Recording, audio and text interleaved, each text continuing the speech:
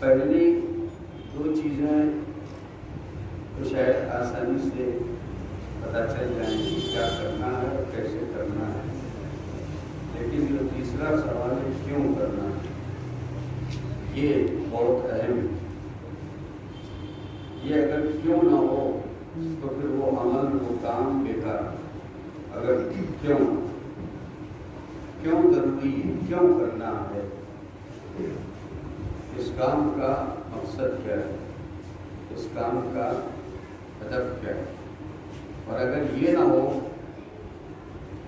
تو پھر وہ کام اس کا کوئی فائدہ نہیں، اس کی افادیت نہیں، اس کا کوئی معنی نہیں۔ میں مثال مثلا نماز ہے، نماز میں پہلا سوال ہے کیا ہے، کیا کرنا ہے۔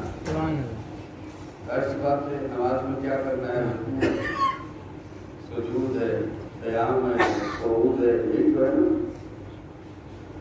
یہ تو کیا کا جواب ہو جائے گا کہ کیا کرنا ہے، رکوع کرنا ہے، سجدہ کرنا ہے، قیام کرنا ہے، قعود کرنا ہے، اور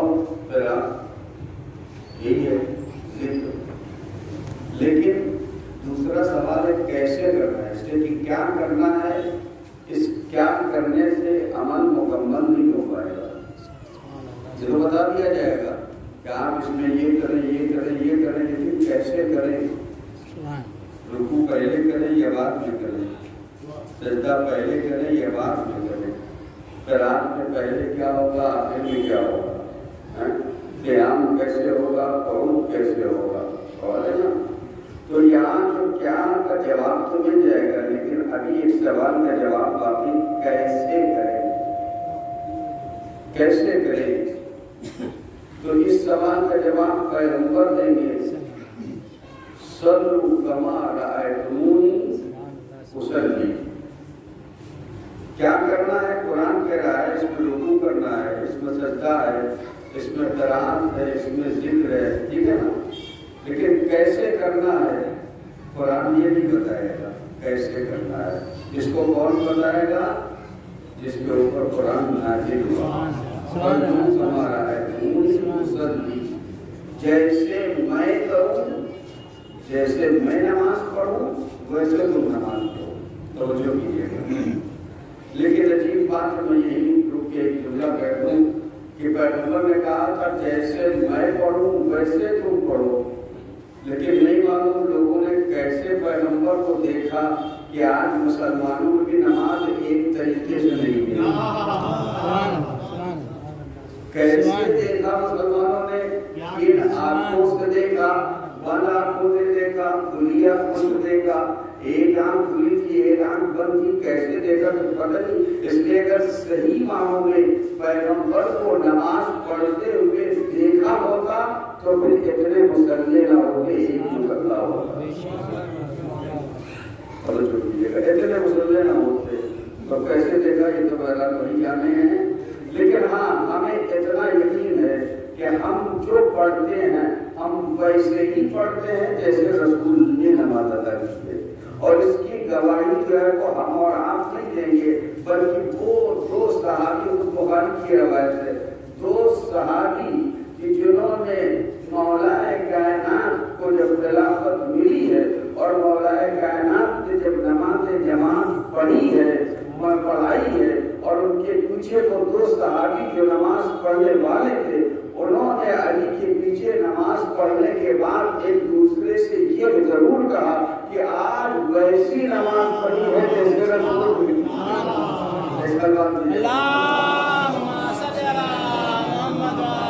آج ویسی پڑھی ہے جیسے رسول کے پیچھے پڑھتے تھے. تو اس کا مطلب یہ ہے کہ اس سے پہلے جو نماز پڑھی جا رہی تھی وہ ویسی نہیں تھی جیسے رسول کی پڑھ رہے تھے، وہ ویسی نہیں تھی جیسے رسول پڑھ رہے تھے. اسی لیے کہا کہ کیسے عمل انجام دیا جائے گا یہ ضروری ہے. اور اس سے زیادہ ضروری ایک اور چیز ہے، وہ کیا ہے؟ کیوں وہ عمل کیوں انجام دیا جائے گا. قرآن مجید نے اس کا جواب دیا، آپ کے الصلاۃ لذکری. یہ کیوں کا جواب ہے؟ نماز قائم کرو، اس لیے قائم کرو. کیوں قائم کرو؟ لذکری، میری ذکر کے لیے، میری یاد کے لیے، میری بندگی کے لیے. تو معلوم ہوا ہر عمل میں یہ تین باتیں ہیں، یہ تین سوال ہیں. آپ حج کرنے جاتے ہیں، حج میں کیا ہے؟ جو اسی کی بات ہے، حج میں کیا ہے؟ پہلا سوال، اسلام نے کہا حج واجب ہے، عمل واجب ہے، لیکن اب سوال ہے کہ حج میں ہے کیا؟ پہلا سوال بھائی حج میں کیا ہے؟ کسی نے کہا بھائی احرام ہے، طواف ہے، سعی ہے، ٹھیک ہے نا، قربانی ہے، یہ ساری چیزیں ہیں. لیکن اب اس کے بعد سوال پیدا ہوتا ہے کہ حج میں یہ ساری چیزیں ہیں تو کیسے انہیں انجام دیا جائے؟ کیسے انجام دیا جائے؟ پھر کیا ہے اور پھر اس کو کیسے انجام دیا جائے؟ پیغمبر نے حج کر کے بتایا کہ اس کو ایسے انجام دیا جائے. لیکن حج کو کیوں انجام دیا جائے؟ سوال یہاں ہے، حج کو کیوں انجام دیا جائے؟ وجہ کیا ہے؟ کیوں انجام دیا جائے؟ توجہ کیجیے گا. اگر یہ اس سوال کا جواب اس عمل میں ہے تو وہ عمل کمال کی منزل پہ ہوگا، اور اگر اس سوال کا جواب اس عمل میں نہیں ہے صرف کیا اور کیسے تک ہم محدود رہے تو وہ عمل کبھی اپنے کمال پہ نہیں پہنچے گا. عمل کا کمال ہی یہی ہے کہ اس پہ کیوں کا جواب ملے. حج کیا ہے, حج کیسے انجام دیا جائے گا, حج کیوں انجام دیا جائے گا, اس کو امام نے بتایا ہے کہ حج کیوں انجام دیا جائے گا. حج اس لیے انجام دیا جائے گا, اللہ نے اس لیے پوری امت کو خانہ کعبہ میں ایک تاریخ اور ایک موسم میں اس لیے بلایا ہے کہ تم یہاں سے حج کرنے کے بعد ایک رنگ میں جب رنگ جاؤ, ایک رنگ میں جب رنگ جاؤ, اسی لیے اللہ نے جو ہے وہ حج میں کیا کہا ہے کہ سب کے سب ایک رنگ میں ہوں گے, ایک لباس میں ہوں گے. تو ایک لباس اور ایک رنگ یہ جو اللہ نے شرط لگا دی ہے اسی لیے کہ تم ایک رنگ میں رنگ جاؤ, امت بن جاؤ. یہ امت مصیبت بنتی ہے جب اس میں ایک رنگی ہو. اگر دو رنگیاں ہو تو امت نہیں بن پاتی ہے. قوم تو کہلائے گی لیکن امت نہیں کہلائے. قرآن مجید نے مکے میں بلا کر تمام قوموں کو ایک امت بنانا چاہا, ایک امت بنانا چاہا, اور ایک امت بنانے کے لیے اس نے شرط لگا دی بس ایک لنگی ہوگی اور ایک قمیص کی جگہ پر ایک کپڑا ہوگا, بس اس کے علاوہ کچھ نہیں ہوگا. تم چاہے کتنے بڑے ہو اپنے ملک میں, اپنے شہر میں, کچھ بھی ہو, لیکن یہاں آؤ گے تو ایک رنگ میں آؤ, ایک لباس ہوگا. سب کا لباس وہ بھی سوتی ہوگا, بغیر سلا ہوا. ساری شرطیں آپ کو معلوم ہے, تفصیل میں نہیں جاؤں. جب تم یہاں ایک رنگ میں رنگ جاؤ گے, امت بن جاؤ گے, تو اب یہ امت بن کے یہ کدھر جائے, یہ رہبر کی طرف جدی مدینے میں جائے. حج کیوں, یہ اس کا جواب مل رہا ہے کہ امت بن جاؤ. جب تک امت نہیں بنو گے اس وقت تک تم امام کے در پہ آؤ گے لیکن کام نہیں آئے گی. امامت اور رہبری تمہارے لیے اسی وقت مفید ہوگی جب تم امت بن کر اس کے دروازے پہ آؤ گے. حج کا مقصد یہ ہے کہ تم یہاں امت بنو اور امت بن کے مدینے میں امام کے در پہ جاؤ, اور جب امام کے در پہ جاؤ پھر آپ وہاں سے آؤ واپس ہو تو امام کی رہبری میں پوری دنیا میں پرچم اسلام کو بلند کرو. اصل مقصد کیا ہے, اصل مقصد یہ ہے کہ پوری دنیا میں پرچم اسلام کو بلند کرنا ہے. اس زمین پر صرف ایک دین کو نافذ ہونا ہے اور وہ دین دین اسلام ہے. لیکن ایسے نہیں, متفرق ہو کے نہیں, قوم بن کے نہیں, امت بن کے. اور امت نہیں بنو تو رہبری امامت میں آؤ. اگر رہبری امام میں رہو گے تو دین اسلام کا پرچم پوری دنیا میں لہرائے گا, اور اگر امام کی رہبری قبول نہیں کرو گے تو تم مسلمان کہلاؤ گے, اسلام کے دائرے میں تو ہوگے لیکن پوری دنیا میں پرچم اسلام بلند نہیں ہو پائے گا. اگر چاہتے ہو کہ دین اسلام اس زمین پر واحد دین کے طور پر رائج اور نافذ ہو تو امام کی رہبری ضروری ہے, امام کی امامت کو ماننا ضروری ہے. تو حج کا مقصد کیا ہے, حج کا مقصد اصل توانو نہیں ہے, حج کا مقصد اصل سعی نہیں ہے, حج کا مقصد اصل جو ہے وہ احرام باندھنا یا اور دوسری چیزیں نہیں. یہ سب کے سب مقدمہ ہے کس لیے, تاکہ امام معصوم کی رہبری کو قبول کرو. اصل اس لیے, اور جب تک یہی ہوگا وہ حج مکمل نہیں ہوگا. اس لیے حدیث میں کیا کہ تمام الحج لقاء الامام, حج اسی وقت مکمل ہوگا جب امام کی ملاقات ہو, اور اگر امام کی ملاقات نہیں ہے تو وہ حج مکمل نہیں ہوتا. تو کوئی بھی عمل, توجہ کیجیے گا, کوئی بھی عمل اس میں تین چیزوں کی ضرورت ہے, کیا, کیسے اور کیوں. اب ہم اپنے مقصد پہ آئے ہیں, ہم عزاداری انجام دیتے ہیں, عمل عطا کی کرتے عطا کی کمال کیا ہے؟ اس کا جواب کیا ہے؟ اس میں مجلس ہے، ماتم ہے، جلوس ہے، شبیہ ہے، یہ ساری چیزیں کیا ہیں؟ عزاداری ہے نا؟ یہ کیا کا جواب ہے؟ یہ کیا کا جواب ہے؟ اس میں مجلس ہے، اس میں ماتم ہے، اس میں گریا ہے، اس میں نوا ہے، اس میں سینہ زنی ہے، اس میں سنجیدنی ہے، اس میں جلوس ہے، اس میں شبیہ ہے، سب کچھ ہے، ٹھیک ہے نا؟ یہ کیا کا جواب ہو گیا؟ کیسے انجام دیا جائے؟ کیا اور اس کے بعد کیسے انجام دیا جائے؟ یہاں امام نے ہماری رہنمائی کی، تم کیسے انجام دو گے اس عمل کو؟ سمجھو، امام نے کر کے بتایا، مجلسیں اپنے گھروں میں منعقد کر کے ایمان نے بتایا کہ تمہاری مجلسیں کیسی ہونا چاہیے۔ یہ بہت بڑا مسئلہ ہے، آپ میں نہیں، آپ کا الحمدللہ جو ہے ماشاء اللہ جو ہے وہ ہمارا سرفراز جو ہے وہ ماشاء اللہ بہت ہی بڑی مدد، لیکن حقیقت میں یہ ایک سوال ہے کہ کیسے ہم اس عمل کو انجام دیں؟ ہم اپنی پسند کے مطابق انجام دیں یا ویسے انجام دیں جیسے ائمہ نے کہا ہے؟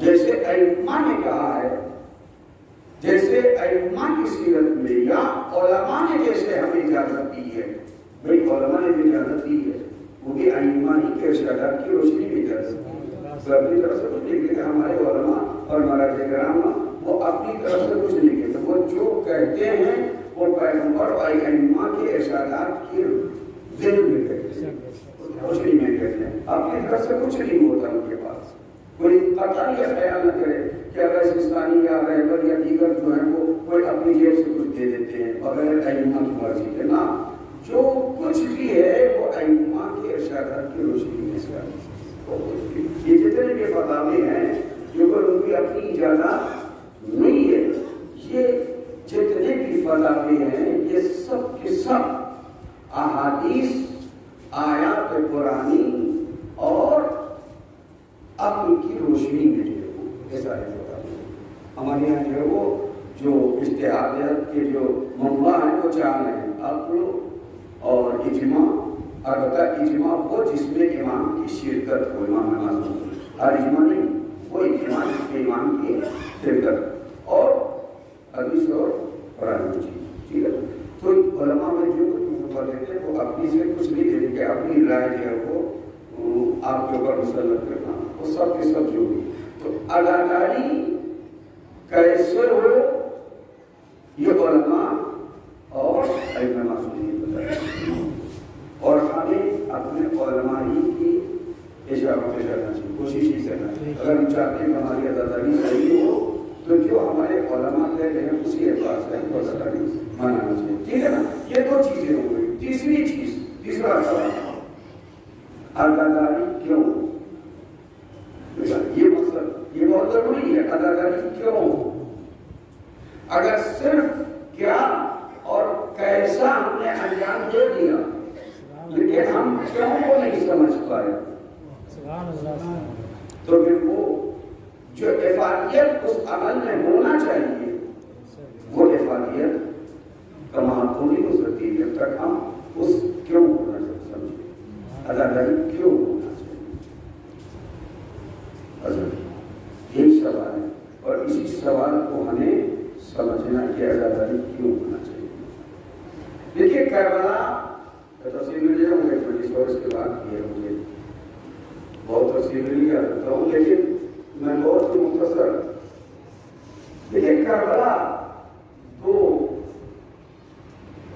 حصوں میں تقسیم ہے، کربلا دو حصوں میں، جیسے دو بھاگ ہیں، دو بھاگ، ایک بات کیا ہے جس کے رہبر، جس کے سردار سالار وہ نام کا سلام، اور وہ جو حصہ ہے کربلا کا پہلا حصہ وہ عصر عاشور اور اس کے بعد وہ حصہ وہاں پر ختم ہو گیا، یعنی ایک کربلا کا حصہ یہ جہاد کربلا کا ایک حصہ وہ امام حسین سے لڑنا اور وہ عصر عاشور تک ہے، توجہ کیجیے، اور اس کے بعد کربلا کا جو دوسرا حصہ ہے یہ عصر عاشور سے شروع ہوتا ہے اور یہ ابھی ختم نہیں ہوا ہے، یہ ابھی ختم نہیں ہوا۔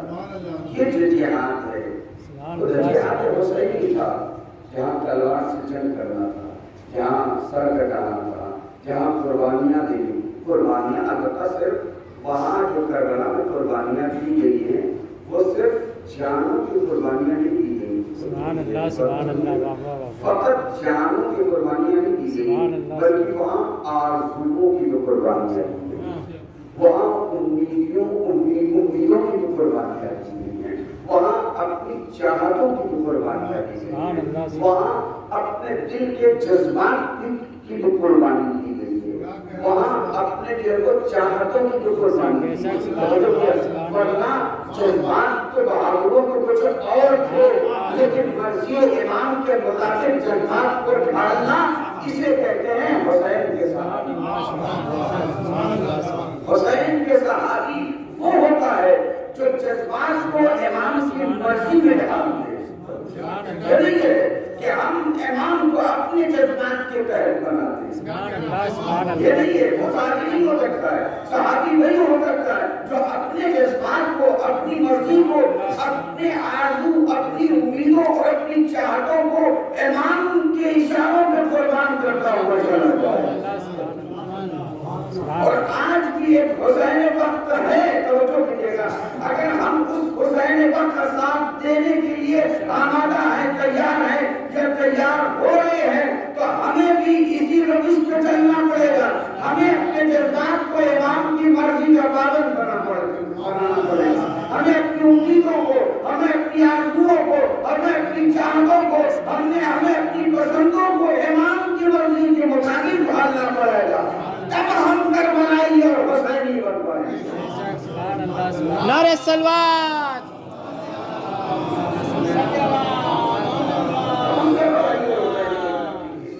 اور اگر ہم چاہتے ہیں کہ نہیں ہم تو اپنے جذبات کو قربان نہیں کریں گے، ہم اپنے آرزوؤں اور امیدوں کو قربان نہیں کریں گے، کربلا فقط نفسوں کی قربانی کا نام نہیں ہے، کربلا فقط جو ہے وہ جسموں کی قربانی کا نام نہیں ہے، کربلا میں ماؤں نے اپنی آرزوؤں کو قربان کر دیا ہے، ماؤں نے اپنی امیدوں کو قربان کر دیا ہے۔ اگر ہم اپنی چاہت امام کے لیے قربان نہیں کر سکتے ہیں تو پھر کیسے حسینی ہوں گے؟ اگر ہم اپنی آرزوؤں کو امام کے لیے قربان نہیں کر سکتے تو پھر حسینی کس معنی میں، کس معنی میں ہم کربلائی اور حسینی کہتے ہی اسی کو ہے، کربلا قربانی مانگتی ہے، سبحان اللہ سبحان اللہ، قربانی مانگتی ہے۔ تو ایک حصہ وہ امام حسین سے محسوس ہے اور اصل تک، اور اس کے بعد کربلا کا دوسرا حصہ وہ کس سے ہے؟ وہ سید سجاد سے، وہ ثانی زہرا زینب اولیاء مقام صلی اللہ علیہ وسلم، وہ ام کلثوم سے، وہ رباب و سکینہ سے، وہ فاطمہ کبریٰ سے محسوس ہے۔ یہ دیکھیے وہ کربلا کا پہلا حصہ عاشور کے دن جہاں جانوں کو قربان کیا گیا، یہ بھی ضروری ہے بھائی، اس کے لیے اپنے اندر ہر وقت جذبات زندہ رکھنا چاہیے کہ جب بھی ہمارا امام ہم سے جان مانگے ہم اس کے لیے تیار ہیں۔ لیکن کربلا کا جو دوسرا حصہ ہے، یعنی ہم اس کو ذہنی کردار کہہ سکتے ہیں، جس میں اہم ذہنی کردار چوتھے امام بھی ہے اور بھی سارے ہیں، لیکن اس جنگ اور اس جہاد کی جو سالار ہیں، جو سردار ہیں، وہ ثانی زہرا بنت علی بنت فاطمہ۔ اور ان کا کردار کیا. دیکھیے جنگ ظلم کے خلاف کبھی تلوار سے ہوتی ہے اور کبھی کردار سے. بے شک سبحان اللہ سبحان اللہ. کیا کہہ رہا ظلم کے خلاف جو آپ کے سامنے امام کو وہ جملہ پڑھا ہے، امام کا مقصد کیا تھا؟ کربلا کے مقصد کو کیوں، یہ کیوں کا ایک جواب ملے گا کہ مجلسیں کیوں ہونا چاہیے، عزاداری کیوں ہونا چاہیے، ماتم کیوں ہونا چاہیے، جلوس کیوں نکالے جانا چاہیے، کیوں؟ امام نے کہا ہے فَإِنِّي لَا أَرَى الْمَوْتَ إِلَّا سَاعَةً وَلَا الْحَيَاةَ مَعَ الظَّالِمِينَ إِلَّا غَرَامًا. حسین کے نکلنے کا مقصد سمجھو. امام حسین کیا کہہ رہے ہیں کہ میرے لیے موت ایک سعادت ہے، خوش بختی ہے. وَلَا الْحَيَاةَ مَعَ الظَّالِمِينَ إِلَّا غَرَامًا. لیکن ظالمین کے ساتھ زندگی ایک لمحہ حسین کے لیے ہلاکت ہے، رسوائی ہے، ذلت ہے. ایک دوسرے کے امام کیا فرماتے ہیں؟ ان الدرء ابن الدرء قد ركضني بين الذلة والذلة هيهات من الذلة. اس جنازے ابن جنازے نے مجھے دو چیزوں کے درمیان ملا کے کھڑا کیا، یا ذلت یا تلوار. یعنی کیا ذلت؟ زندگی ہوں تو ذلت قبول کرو، اور اگر ذلت نہیں قبول ہے تو پھر ذلت کرنا. امام کیا کہتے ہیں؟ حیات من الذلہ. حسین کس ذات کا نام ہے؟ حسین اس ذات کا نام ہے جہاں ذلتیں دور دور بھی نہیں دکھائی گئی.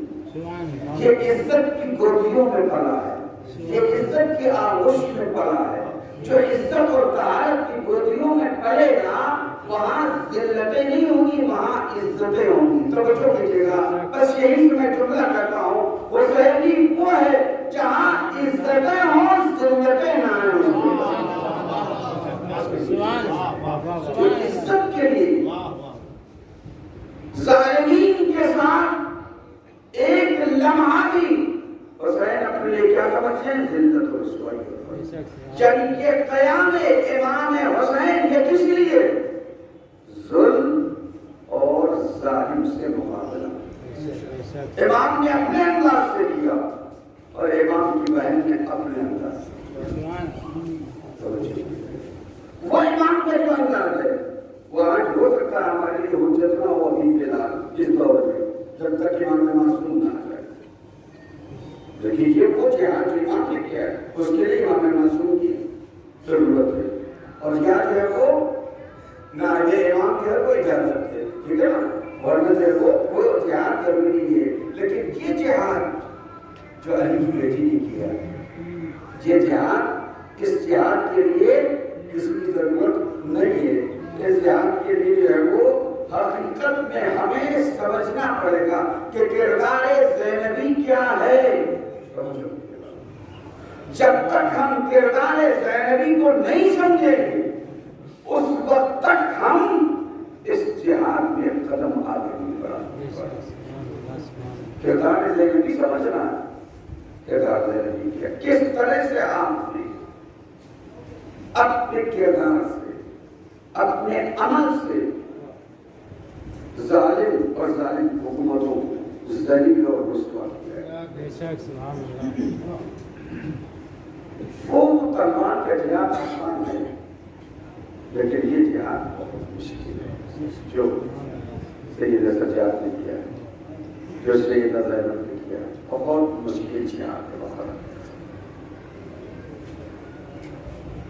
امام کی حدیث سے جو فرماتے ہیں کہ ظالم کے سامنے کلمہ حق کہنا یہ سب سے بڑا جہاد، افضل جہاد. اس سے بھی زیادہ زنا کا کرنا یہ آسان ہوتا ہے لیکن کسی ظالم کے سامنے حق کہنا بہت مشکل. جناب جناب نے کیا کیا کیونکہ یہ مہینہ آپ سے باتیں اور مجلسیں میں آئیں. جناب زینب سلام اللہ علیہ نے چاہے وہ بادار کوفہ، چاہے وہ ابن زیاد کا دربار ہو اور چاہے وہ یزید کا دربار ہو، جہاں گئی آپ نے کلمہ حق کو بلند کی، آپ نے ظلم اور ظالم کے خلاف آواز اٹھائی اور ایسے ذلیل کیا ہے خدا کے قسم، ایسے رسوا اور ذلیل کیا ہے کہ ظالم کو منہ چھپانے کا جلد پیچھے آج تک یہ کردار، وہ چاہے ابن زیاد ہو، چاہے وہ یزید ہو، چاہے جتنے بھی ظالم ہیں، آج تک تاریخ میں یہ جو رسوا ہیں، یہ جو لعنت اللہ علیہ بنے ہوئے ہیں، اس میں اہم کردار زینب علیہ مرام کا ہے، ورنہ تاریخ ظالمین تو یہ چاہتے تھے نا، حکومت وقت یہ چاہ رہی تھی یہ کربلا کا واقعہ اسی کربلا میں دفن ہو جائے، اور اگر حسین کے ساتھ ان لوگوں کو نہ لائے ہوتے تو پھر یقیناً جو ہے وہ جیسے بہت سے واقعات اور بہت سی چیزیں ہوئی تاریخ کا حصہ بن کے رہی، آج کون ان کے بارے میں پوچھتا ہے، کون ان کی یاد بناتا ہے؟ تو اگر امام علیہ السلام نہ لاتے اپنے ساتھ ان بچوں کو، ان خواتین کو، تو پھر یہ کربلا اصلاً آج زندہ کربلا نہیں، اور اگر زینب کربلا نہیں مردہ کربلا، اور سیدھا کہ کربلا میں مر جاتی اگر زینب نہ ہوتی، اگر شہزادی نہ ہوتی، کربلا ختم ہو جاتی۔ یہی دشمن کا کلام ہوتا ہے، دشمن کا کلام۔ دیکھیے میری بات آ گئی کلام دشمن کا کلام، تو اگر دشمن کا کلام یہ ہے توجہ کیجیے گا کہ وہ کربلا کو کربلا میں دفن کرنا چاہتا ہے، تو پھر کیا آپ کا نمائندہ کلام نہیں بنائے گا؟ جب دشمن اپنا پلان بنائے گا تو پھر حق کا نمائندہ تو اپنا پلان بنا کے چلے گا۔ لوگ کہتے تھے مکے میں بھی کہا، مدینے میں بھی کہا، فرزند رسول ان کو کیوں لے جا رہے ہیں، ان کو کیوں لے جا رہے ہیں؟ ہاں آپ کو معلوم ہے کہ ایک شہید ہوں گے تو پھر بچوں کو کیوں لے جا رہے ہیں؟ آپ کیا عورتوں کو لے رہے ہیں؟ عجب نہیں کہ وہ لوگ ہیں جو حق کے پلان سے واقف نہیں، جو سبھی نظر رکھنے والے تھے، ورنہ اگر حق کے پلان سے واقف ہوتے تو اصلاً کبھی ایسا سوال ہی نہ کرتے۔ ظالم اپنا پلان بنائے اور حق کا نمائندہ اپنا پلان نہیں بنائے گا، ایسے بہت سے واقعات دیکھیے کربلا ایک بار اور ہے، لیکن بہت سی چیزیں ہوتی ہیں حادثاتی طور پہ ہو جاتی ہیں، حادثاتی طور پہ ہو جاتی ہیں، ان کے پیچھے کوئی فکر نہیں ہوتی، ان کے پیچھے کوئی عقل نہیں ہوتی، راستے میں جانا ایکسیڈنٹ ہو گیا، ٹھیک ہے نا، یہ کیا ہوا، یہ حادثاتی طور پہ ہو گیا۔ البتہ اس کے لیے عوامل ہوتے ہیں، اس کے لیے اسباب ہوتے ہیں، لیکن ان کے پیچھے کوئی فکر یا کوئی عقل نہیں ہوتی، سیلاب آ گیا اچانک، حادثاتی طور پہ آ گیا، عوامل اسباب ہیں، وہ انتظامات نہیں کیے گئے اس لیے آ گیا، لیکن اس کے پیچھے کوئی فکر نہیں ہے، کوئی عقل نہیں ہے۔ کربلا حادثہ نہیں ہے، کربلا ایک منصوبہ ہے، کربلا کوئی حادثہ نہیں ہے۔ بس حسین ایسے مدینے سے نکل گئے، ایسے مکے سے نکل گئے، کربلا پہنچ گئے اور ایک حادثہ ہو گیا۔ اس کے پیچھے عقل کل ہے، ورنہ پہ حسین عقل کل ہے، اور جو ابتدا سے اپنے منصوبے کو جو اپنے پلان کو جو اور پلان کے مطابق چل رہے ہیں، ایسا نہیں ہے مدینے سے نکلے تو بھی پلان کے مطابق چلے، اور لوگ تو کہہ رہے تھے کہ آپ جو ان راستوں سے جائیے جو پوشیدہ راستے، جو غیر معروف راستے، ان راستوں سے نہیں۔ دیکھیے ان معروف راستوں سے حسین گئے جس سے عام پبلک آیا جایا کرتی تھی، یہ معروف راستوں سے جانے کا مطلب ہی نہیں ہے کہ حسین کا پلان ہی یہی ہے۔ اگر پلان نہ ہوتا تو حسین کسی بھی راستے چلے جاتے، لیکن حسین معروف راستے سے نکل لیں تو گویا ایک پلاننگ کے تحت نکل لیں۔ دنیا ایسا نہ ہو کہ ہمیں تو معلوم ہی نہیں تھا، ہمیں تو خبر ہی نہیں تھی، اگر خبر ہوتی تو ہم بھی چلے جاتے امام کے ساتھ ان کی مدد کے لیے، ہوتا نا۔ ہمارے گورنمنٹ اسٹڈی آپ کو بہت مل جاتے ہیں کہ نہ معلوم ہونے کو مجبور ہم کہتے ہیں کہ ہمیں تو پتہ ہی نہیں تھا، کہ پتہ ہوتا تو ساتھ دے لیتے، پتہ ہے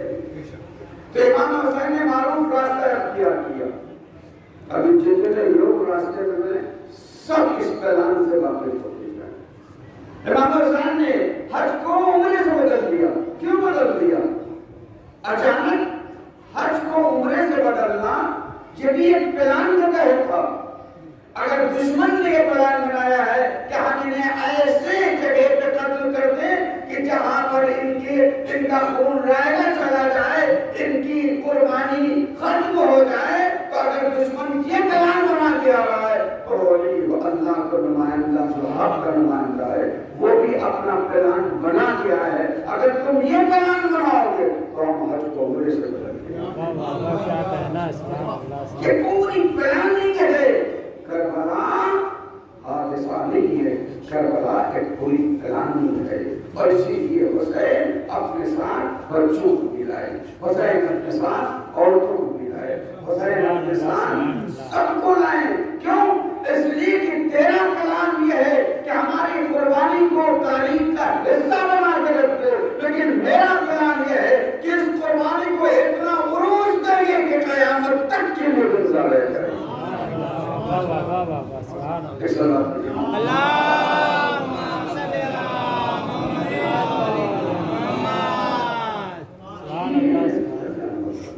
کربلا کو ہم سمجھے، اس لیے کہ اگر ہم کربلا کو سمجھ جائیں گے تو یقین ہماری مجلسیں کمال کی منزل پہ عمل اگر بغیر کیوں کے ہو تو بے اثر ہو جائے۔ نمازیں بس یوں کیوں پڑھ رہے ہیں کسی کو بتانا، گھر والے پڑھ رہے ہیں اس لیے پڑھ رہے ہیں، محلے والے ادا کر رہے ہیں نماز اس لیے ادا کر رہے ہیں، تو ایسی نماز میں کوئی اثر نہیں ہوگا، ہے نا۔ اسی طرح سے اگر ہم اپنی ادا کو بغیر کیوں کے انجام دیں تو پھر اس ادا میں وہ اثر نہیں ہوگا۔ ایسا ضروری ہے اس کیوں کو سمجھے۔ امام حسین کیوں مدینے سے، امام حسین نے کیوں قربانی کی، امام حسین کیوں اپنے ساتھ اتنے لوگوں کو لے کے آئے، امام حسین کیوں اپنے ساتھ بچوں کو لے کے آئے، امام حسین کیوں اپنے ساتھ سکینہ کو لے۔ یہ تو بچے ہیں 4 سال کے 6 مہینے کا، یہ تو عام طور سے سفر میں لے جانے سے انسان گھبراتا ہے نا، لیکن حسین لائے، جان بوجھ کر لائے، تو اس لیے لائے کہ یہی سکینہ کل شام میں یزیدی حکومت کا تختہ پڑھے، یہی سکینہ اگر یہ قید خانے میں اس دنیا سے چلی جائے گی، لیکن اس کی وفات قید خانے میں یزید کے اس تخت میں آخری، اس تابوت میں آخری کی ہوگی۔ اسی لیے حسین سب کو لائیں گے۔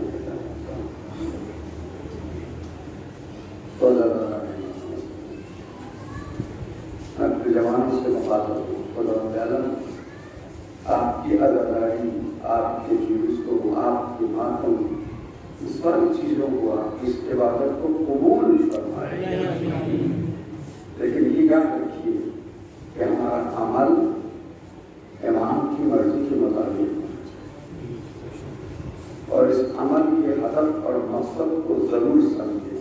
ایمان بتایا، اس لیے کہ جب تک ہم اس کے ہدف اور اس کے مقصد کو نہیں سمجھیں گے اور سمجھ کر ہم کوئی چیز نہیں جانیں گے، ایسے بات کہ اس کا اثر کم ہو جاتا ہے، اس کی فائدیت کم ہو جاتی ہے۔ یہ ایام حقیقت میں دیکھو بہت سخت ایام، ہم اور آپ میں بس بیان کر دیتے ہیں اور آپ سن لیتے ہیں، لیکن خدا کی قسم اگر آپ تصورات میں جائیں اور محسوس کریں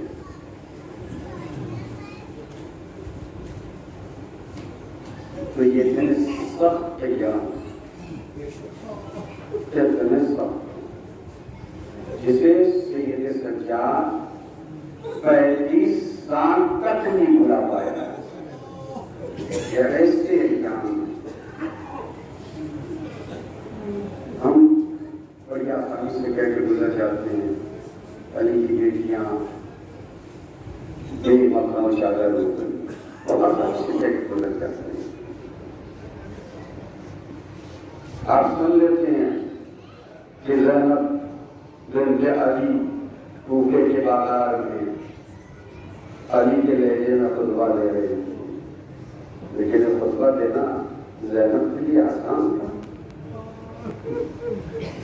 اور ہمارا آسانی سے سن لیتے ہیں کہ دربار ابن زیاد میں سید سجاد لٹا ہوا قافلہ لے کے گئے، بندیاں بے مخنوع چادر تھی۔ کبھی محسوس کیا ہے کوفہ جہاں علی کی بیٹی ایک وقت میں شہزادی کہلاتی تھی؟ عزیزوں، ذلت کے بعد عزت مل جانا یہ الگ بات ہے، لیکن عزت کے بعد ذلت و رسوائی کا سامنا بہت بڑا امتحان ہے، بہت بڑا امتحان۔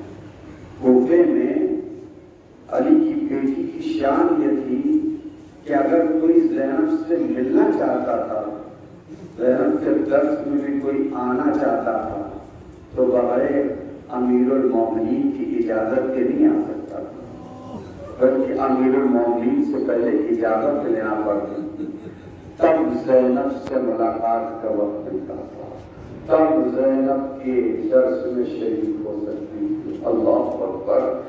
جس شہزادی کی عزت اور اس کا مقام اور مرتبہ اسی کوفے میں ایسا ہو، لیکن بس 20 سال کے وقفے میں اب وہ شہزادی کے کوفے میں آئے تو اس کے ہاتھ پسے گردن بدھے ہوئے ہو، اس کے سر میں چادر نہ ہو۔